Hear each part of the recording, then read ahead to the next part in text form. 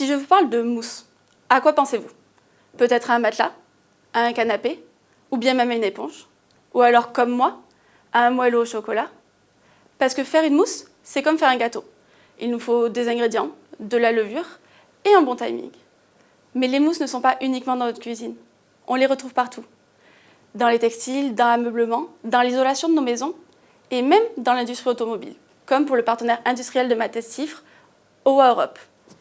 Et près de la moitié d'entre elles sont faites d'un seul et même matériau, le polyuréthane. Si elles sont autant utilisées, c'est parce qu'elles sont à la fois légères et résistantes. Et surtout, elles sont faciles à fabriquer et peu coûteuses. Mais alors, quel est le problème? Le problème vient des matières premières utilisées. Elles sont toxiques, donc dangereuses pour la santé des personnes qui les manipulent, en plus d'être issues du pétrole. Autrement dit, nos mousses sont dépendantes d'une ressource qui est à la fois toxique, polluante et de plus en plus chère. La question que je me pose donc durant ma thèse est simple. Pourrait-on faire ces mêmes mousses sans utiliser de substances toxiques? Et mieux encore, pourrait-on le faire à partir de ressources végétales? Imaginez que notre mousse soit un gâteau au chocolat industriel.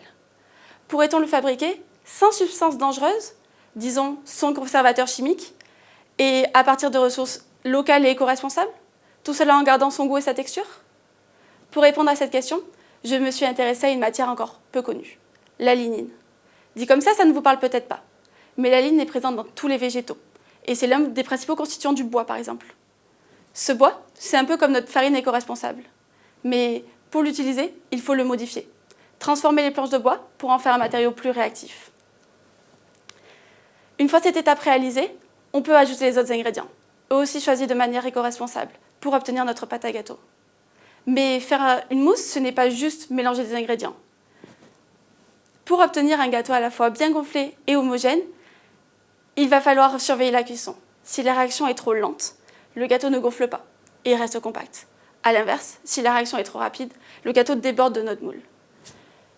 Mon travail consiste donc à trouver la bonne recette, celle qui permet d'obtenir une mousse à la fois légère, homogène et performante, et ce, à partir du végétal.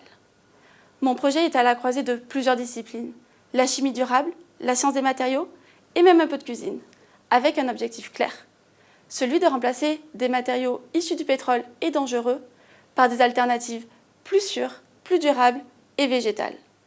Parce que le défi aujourd'hui, ce n'est plus seulement de produire, mais c'est de produire autrement, de manière plus responsable.